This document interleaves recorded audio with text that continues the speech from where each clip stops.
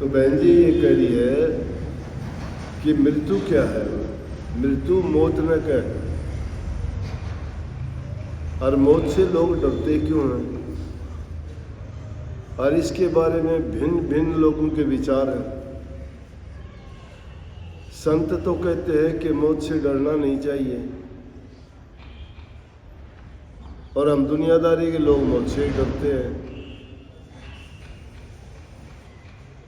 संतों की वाणी एकदम स्पष्ट सीधी है। मौत से इसलिए नहीं डरते, वो मौत को जीत लेते हैं।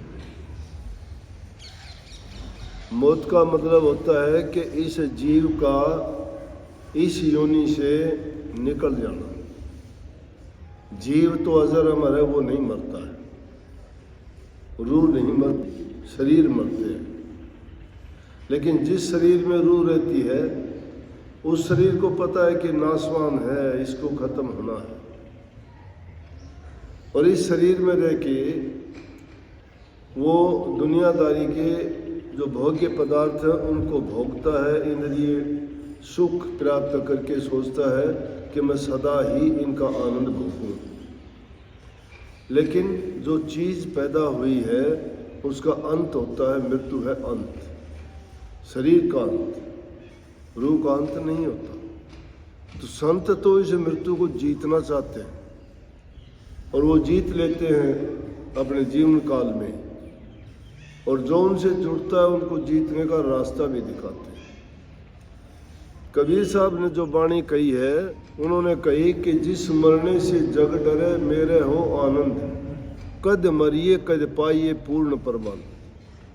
ये एक अंग्रेज लेखक ने भी लिखी है, डेथ बी नॉट प्राउड, कि मृत्यु तू घमंड ना कर, क्योंकि तुझे घमंड करने का कोई अधिकार नहीं है। मौत तू कोई ऐसी चीज नहीं किसी के सामने आके कहती हो कि मैं आ गई और तुझे खत्म करूँ। मौत किसी के बहाने से आती है, कोई जहर खा के, कोई डूब के, कोई एक्सीडेंट से, कोई रोग से, कोई बीमार होके, कोई पूरी उम्र भोगने के बाद शरीर छोड़ता है, तो वो तो आती है। लेकिन संत जो हमें भेद बताते हैं, जो नाम की दीक्षा देते हैं, भक्ति करने का तरीका बताते हैं, उसको मृत्यु को जीतने का ही है। उस मृत्यु को गले लगाते हैं वो, और वो जीते जी रोज़ाना मरना सिखा देते हैं। रोज़ाना मरना क्या है, इस शरीर से, पिंड शरीर से रूह को खींच के ऊपर के रूहानी दर्जों में ले जाना। वो जीते जी उसका अनुभव कर लेते हैं। और उस लेखक ने लिखा है कि जब मौत को सिर्फ इतना मानो कि जैसे निद्रा, नींद में तुम्हें होश नहीं रहता, क्या करते हो, कहाँ सोए हो, या क्या हो रहा है घर में, कोई चोरी तो नहीं कर रहा, कोई सामान तो नहीं उठा रहा, आपको कुछ नहीं पता उस टाइम पे। तो मौत का कंपैरिजन किया है कि मौत उसी तरह से है जैसे निद्रा। जैसे आप सोते हुई अवस्था में हो, वो थोड़े समय के लिए है मौत, उसके बाद हम उठ जाते हैं, जग जाते हैं, फिर हमारे अंदर चेतन शक्ति आ जाती है, हम फिर सब चीज़ों को महसूस करते हैं, पुरानी स्मृति हमें सभी आ जाती है, हम कौन हैं, क्या किया था, क्या करना है, ये सब का सब होता है। लेकिन मौत एक लंबी निद्रा है। वो लंबी निद्रा के बाद हमें नहीं पता रहता कि हम कब सोए थे, कब उठे, कहाँ सोए थे, कहाँ उठे। जब सोए थे तो कौन थे हम, और उठे हैं तो हम क्या है, क्योंकि रूह का ठिकाना नहीं है कोई। रूह को जरूर ठिकाना चाहिए, एक शरीर को छोड़ती है, दूसरा ठिकाना इसको अवश्य मिलता है। यह है जन्म मरण का चक्र। एक शरीर को छोड़ दिया वो मृत्यु है, दूसरा धारण कर लिया वो जन्म है। योनि बदल जाएगी, कर्म के अनुसार जैसा कर्म किया है अगली योनि में चला जाएगा। कर्म अच्छे किए अच्छी योनि मिलेगी, कर्म मंदे किए तो कोई योनि भी खराब मिलेगी। परंतु संत क्या कहते हैं कि जब रोजाना मरना ही सीख लिया तो उस मृत्यु का भय जाता रहा। जिस बात का हमें पता लग जाता है उससे हम डरते नहीं हैं कभी भी। डरते कब है? जो अनजान चीज से, अज्ञान से, हमें पता ही नहीं। दुनिया में कहते हैं भूत भूत भूत, किसी ने देखा नहीं है क्या? भूत नाम से ही जाहिर है, जो बीत चुका है वो भूत है, जो वर्तमान है वो चल रहा है, भविष्य वो आगे आएगा। भूत जो चीज पीछे जा चुकी तो उसमें तो कोई शक्ति ऐसी है ही नहीं कि हमारा कुछ बिगाड़ सके। इसलिए वो मौत भी एक भय बना हुआ है जिससे डरते हैं। तो उसके बारे में कहते हैं कि इससे डरने की ज़रूरत ही नहीं है। जैसे सोने के बाद हमें आराम मिलता है, सुख मिलता है, शरीर में तंदुरुस्ती आती है, उसी प्रकार से वो लंबी मौत के बाद तो पता नहीं कितना ही आनंद आता हो। ये है मृत्यु। डरने वाली बात डरते कम संसारी लोग क्यों डरते हैं? कि जिन चीज़ों को हमने इकट्ठा किया, जिनके लिए जीवन पर्यंत मेहनत की, जिनके लिए हमने झूठ कपट बेईमानियाँ की, जिनके लिए हमने लोगों को दुख तकलीफ पीड़ा दी, और उन चीज़ों को इकट्ठा करके हमने उन संसारी पदार्थों को अपना मान लिया कि हमारे हैं, ये हमारे हैं।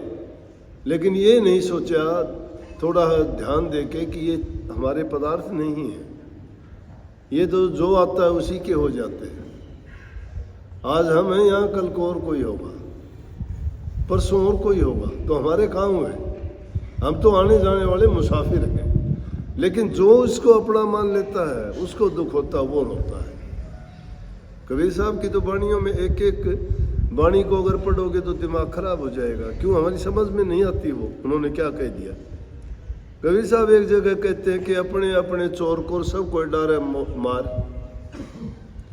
कि भाई चोर किसी को मिलेगा तो अपने अपने चोर को सब मारना चाहूँगी, क्योंकि चोरी करी गलत है, वो तो बुरा है।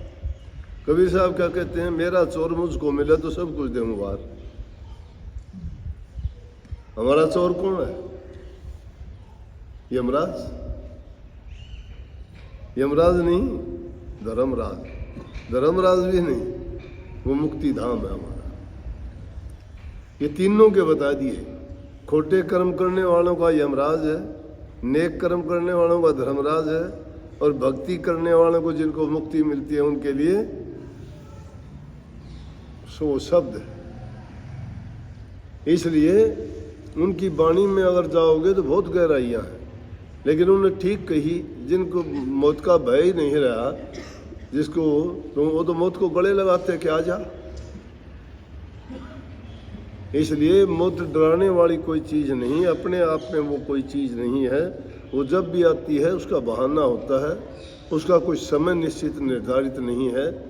वो पता नहीं कहाँ और किस तरह से आ जाती है। लेकिन जीवन जीते वक्त इंसान जो नेक कर्म करता है, मालिक की भक्ति करता है, उसका सुमरण ध्यान करता है, और वो करते करते जब उसकी बुद्धि का विकास हो जाता है, उसको ज्ञान प्राप्त हो जाता है, उसको ये राज समझ में आ जाता है कि हम यहाँ सिर्फ मुसाफिर हैं, ये दुनिया हमारी नहीं है, यहाँ हम चंद रोज़ के लिए आए हैं, कुछ दिन के लिए यहाँ रहेंगे। जिंदगी ये आदमी मानंद मुर्गे खुशनुमा, बैठा किसी डाल पर चहचहाया और उड़ गया। ये उस पक्षी की भांति है, जैसे एक दुनिया बगीचा है, इसमें हम आए हैं, कुछ समय के लिए बैठेंगे और समय पाके उड़ जाएंगे। तो इसलिए जो करने वाला काम वो करना चाहिए। उन वाणियों में ये ना ढूंढने की कोशिश करो, उस वाणियों पर एतबार करो। उन्होंने जो अनुभव किया वो अनुभव दिया है, समझाने का प्रयास किया है। यथार्थ वाणी में जब पहुंचोगे, जब ये भ्रम अपने आप निकल जाएंगे, समझाने की बताने की ज़रूरत नहीं। लेकिन इन शब्दों में जो लिखने पढ़ने में आते उनमें खोजने का प्रयास करोगे ना, फिर भ्रम हो जाएगा। इनमें तर्क वितर्क है, बुद्धि के सवाल उठने शुरू हो जाएंगे। बुद्धि की खुराक है ये, संतों ने बुद्धि को नहीं माना। वो कहते हैं ये अविद्या है, ये ज्ञान नहीं, अविद्या हो जाती है वो। फिर उसको खोज उन बातों में ही खोजना शुरू कर देता है। इसलिए करनी करने के लिए कहा, करनी करो। करनी किससे होगी? ध्यान करो, नाम का सुमरण करो, उसका चिंतन करो, उसका अभ्यास करो, सोते बैठते उठते जागते उसको याद रखो, मन को भटकने ना दो, बुराइयों की ओर इसको ना जाने दो। अपनी इस निज स्वार्थ के लिए किसी को धोखा दगा ना दो, झूठ कपट का सहारा ना लो। अगर इन चीज़ों में तुम पड़ जाओगे तो तुम्हारे पल्ले कुछ नहीं रहेगा। बात तो सीख जाओगे। बात तो सांगी भी सांग करते हैं तुम्हारे सामने। फिल्म बनाने वाले कैसी कैसी फिल्म बनाते हैं, कवि लोग कैसी कैसी कविताएं कर देते हैं, लेकिन क्या वो उस भक्ति के बराबर हैं? सब चुटकुले मिल जाएंगे, मनोरंजन के साधन मिल जाएंगे, मन को मोह लेंगे तुम्हारे, कोई नाच के, कोई गा के, कोई कुछ बोल के, लेकिन जब तक तुम्हारा हृदय पवित्र नहीं है, तुम्हें कुछ भी इन चीज़ों से सरोकार नहीं। प्रभु के नाम से हृदय पवित्र होगा, और जिसका हृदय पवित्र होगा, शुद्ध मन होगा, उसका सब कुछ अच्छा ही अच्छा हो जाता है, उसका सब कुछ मंगल है। इसलिए उसको मंगल करने के लिए मंगल कामना किया करो। प्रभु का नाम सब चीज़ों से ऊंचा है, वो सबको संवार देता है, पापियों को भी, दुष्टों को भी, ठगों को भी, लुटेरों को भी, चोरों को भी, बड़े बड़े दुष्टों को भी, लेकिन उनकी नीयत सच्ची होनी चाहिए। जो नीयत खोटी लेके आया है वो चाहे रात दिन बैठा रहे, पत्थर को पानी में डाल दो, क्या होगा? भीग जाएगा? वो नहीं भीगता। क्यों नहीं भीगता? वो सख्त है। जो कुछ लेने के लिए आता है, प्रकृति में कोई ऐसी चीज नहीं है कि तुम नहीं ले सकते। जो भी तुम प्राप्त करना चाहते हो, प्रकृति तो तुम्हारे लिए हाथ फैलाए खड़ी है कि आओ और ले जाओ। जो मेहनत करने वाला है वो मेहनत करके देखो, उसको सब कुछ मिलेगा। जिनके गीत और नाम गाते हैं उन्होंने कहाँ से ले लिया? वो कोई साथ लेके आए थे या जाते हुए अपने साथ कुछ लेके गए? वो नहीं, सब कुछ है, सकल पदार्थ है जगमाही, कर्महीन नर पावत नहीं। कर्म से जो हीन हो जाते हैं, कर्म नहीं करना चाहता, उनको नहीं मिला करता कुछ भी। जो कुछ लेना चाहते हो मेहनत करो। मेहनत करके आदमी संसार के पदार्थ अर्जित कर लेता है, मेहनत करके परमात्मा के दर्शन पा लेता है, मेहनत करके उसकी रहमत प्राप्त कर लेता है, मेहनत करके अपना मुक्ति धाम में पहुंच जाता है, खोटे मंदे कर्मों को धो डालता है। लेकिन मेहनत, कर्म बनाना पड़ता है, और कर्म अटल है, महाबली है। कोई कोई विचार करता है कर्म पर, नहीं करते। खोटे मंदे कर्मों की तो हम नकल कर लेते हैं कि उसने ऐसा किया मैं भी कर लूँ। देखा देखी का खेल है। अरे तुम उनको देखते हो, तुम महापुरुषों को क्यों नहीं देखो जिन्होंने सब कुछ त्याग की? ऐसी कौन सी चीज थी कि जिसके बदले में सब कुछ छोड़ दिया? बलख बुखारा का बादशाह मूर्ख था क्या? राज को ठोकर मार के क्यों गया? गोपीचंद भर्तरी मूर्ख था क्या? गोपीचंद ने भी जाना छोड़ दिया, उसके मामा भर्तरी ने भी राज त्याग दिया। किस लिए त्याग दिया? इसका मतलब कोई ना कोई इस भक्ति के चीज में अलग ही आनंद और रस है, और उस रस को प्राप्त करने के लिए उसके प्रभु के नाम में अपने आप को इतना लीन करना पड़ेगा कि आदमी को संसारी पदार्थों की ओर उसका ध्यान ना जाए। तो जो करते चले जाओगे त्यों तो भेद खुलता चला जाएगा। बातों में खोजोगे नहीं मिलेगा। कबीर साहब ने दिए भी कही, तुम कहते हो कागज लेखी, मैं कहता हूँ आंखों देखी। तुम कहते उलझाउन हारी, मैं कहता सुलझाउन हारी। क्यों पढ़ते हो इन चक्करों में? सुलझाउन हारी है उसको मान लो। तुम कागज लेखी बात करते हो। कबीर साहब से पहले कबीर साहब को किसी ने लिख के दिया था ये। कोई आया भी तो भी उसने तो कह दिया तू ही लिख ले भाई, जो लिखना चाहे लिख ले, मेरे को नहीं आता। मैं तो अनपढ़ आदमी हूँ, मुझे कुछ नहीं पढ़ना लिखना नहीं आता। अगर तू मेरे से कोई बहस करने आया है, कुछ पूछने आया, तो मुझे नहीं पता। मैं ये दावा नहीं करता कि मुझे कुछ आता है। तो किस चीज़ में मिलेगा? करनी करने में मिला। करनी करो, करनी बड़ी है।